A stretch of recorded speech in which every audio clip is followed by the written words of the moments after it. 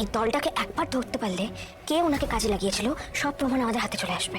আজকের পর্বের শুরুতেই আমরা শিবরাত্রির বিশেষ দৃশ্য দেখতে পাই।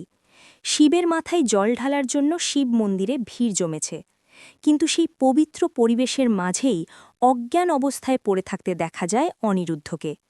চারপাশে আতঙ্ক ছড়িয়ে পড়ে। এই সময় বাণী শিবলিঙ্গে জল না ঢেলে গান গাইতে গাইতে অনিরুদ্ধর মাথায় জল ঢালতে থাকে। অন্যদিকে তানিয়া বাবাকে বাবা বাবা বলে ডাকতে ডাকতে কান্নায় ভেঙে পড়ে। মন্দিরে উপস্থিত সকলেই অনিরুদ্ধ সুস্থতার জন্য ঠাকুরের কাছে প্রার্থনা করতে থাকে। কিছুক্ষণের মধ্যেই ঘটে যায় অলৌকিক ঘটনা। অনিরুদ্ধ ধীরে ধীরে চোখ খুলে জ্ঞান ফিরে পায় এবং প্রথমেই তানিয়ার দিকে তাকিয়ে প্রিন্সেস বলে ডেকে ওঠে। এই দৃশ্য দেখে সবাই আবেগে ভেসে যায়। তখন ঠাকুরমশাই বাণীকে বলেন, মা, তোমার সিথির সিন্দুরের শক্তি আজ তোমার স্বামীকে মৃত্যুর মুখ থেকে ফিরিয়ে এনেছে।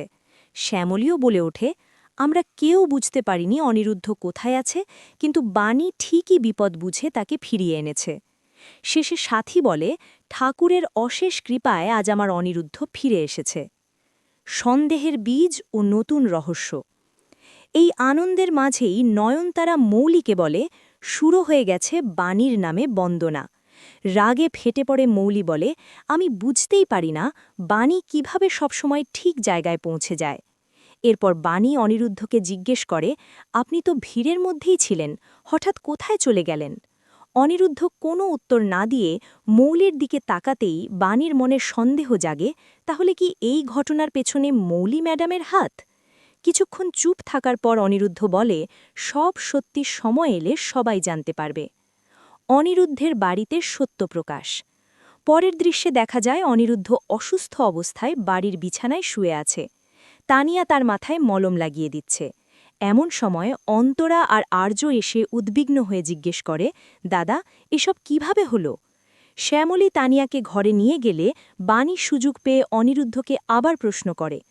তখন অনিরুদ্ধ জানায়, মন্দিরের ভিড়ে সে সেই গুন্ডাকে দেখেছিল যে আগে মৌলিকে অ্যাটাক করেছিল। সত্য জানার জন্য তার পেছনে গেলে আরেক গুন্ডা পিছন থেকে আঘাত করে, আর সে অজ্ঞান হয়ে যায়। এই কথা শুনে বাণী বলে, ওই গুন্ডাদের ধরতে পারলেই সব সত্য সামনে আসবে। বিপজ্জনক প্ল্যান। এরপর বাণী অন্তরা আর আর্যকে রান্নাঘরে ডেকে তাদের সাহায্য চায়। অন্তরা ভয় পেয়ে বলে, বৌদি, এটা খুব বড় রিস্ক। কিন্তু বাণী দৃঢ়ভাবে জানায়, সত্যপ্রকাশ আর মিস্টার চ্যাটার্জির সম্মান ফেরানোর জন্য এই ঝুঁকি নিতেই হবে। অন্যদিকে বান্টি মৌলির ভাড়া করা গুন্ডাদের টাকা দিতে যায়। গুন্ডারা পুরো টাকা চাইলেও বান্টি বলে এখন কাজ চলবে, পরে সুদসহ টাকা পাবে।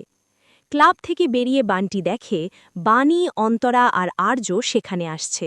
সে ভয় পেয়ে সঙ্গে সঙ্গে মৌলিকে খবর দেয়। ফাঁদে পা দেওয়া গুন্ডারা। ক্লাবের ভেতর গুন্ডারা ক্যারাম খেলছিল। ঠিক তখনই বাণী, অন্তরা আর আর্য ঢুকে পড়ে। বাণী কাজের কথা বললে গুন্ডারা সন্দেহ করে, তোমরা পুলিশের লোক নাও তো? বাণী ঠান্ডা মাথায় বলে, হুদিশকে দিল সেটা বড় কথা নয়, কাজ করলে টাকা পাবেন, রাজি তো? টাকার লোভে গুন্ডারা রাজি হয়ে যায়। বাণী অনিরুদ্ধের ছবি দেখাতেই তারা হেসে বলে, এই লোকটাকে মারার জন্য তো আগে এক ম্যাডাম টাকা দিয়েছিল, সবাই কি নাটক করছে? এদিকে আর্য ভুল করে বলে ফেলে, এখন টাকা নেই। গুন্ডারা রেগে উঠতেই বাইরে থেকে অনিরুদ্ধ পুলিশের সাইরেনের শব্দ বাজিয়ে দেয়। পুলিশের ভয়ে গুন্ডারা দৌড়ে পালিয়ে যায়। বাইরে এসে বাণী বলে, সব ভিডিও রেকর্ড হয়েছে, এবার শুধু সবার সামনে প্রমাণ করতে হবে। মিডিয়ার সামনে চূড়ান্ত যুদ্ধ। শেষ দিকে আমরা মৌলিদের বাড়িতে দেখি মৌলি আর নয়নতারা বসে আছে। বান্টির ফোন পেয়ে তারা আতঙ্কিত হয়ে পড়ে। মৌলি সিদ্ধান্ত নেয়, প্রেস মিডিয়া ডেকে সে বলবে অনিরুদ্ধ নাকি মৌলিকে বিয়ের প্রস্তাব দিয়েছিল।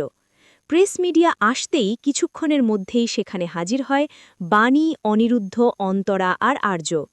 ঈশানী প্রশ্ন করে, ভ্যালেন্টাইন্স ডের ঘটনার জন্যই কি মিডিয়া ডাকা হয়েছে? তখন বাণী বলে, ওই দিন কোনো ঘটনা ঘটেনি, ঘটনা ঘটানো হয়েছিল, আর আজই সবার সামনে আসবে আসল সত্য। দেখতেই পাচ্ছ, আজকের পর্বের রহস্য, সাহস আর সত্যের লড়াই একেবারে চূড়ান্ত পর্যায়ে পৌঁছেছে। সামনে বড় বিস্ফোরণের ইঙ্গিত স্পষ্ট।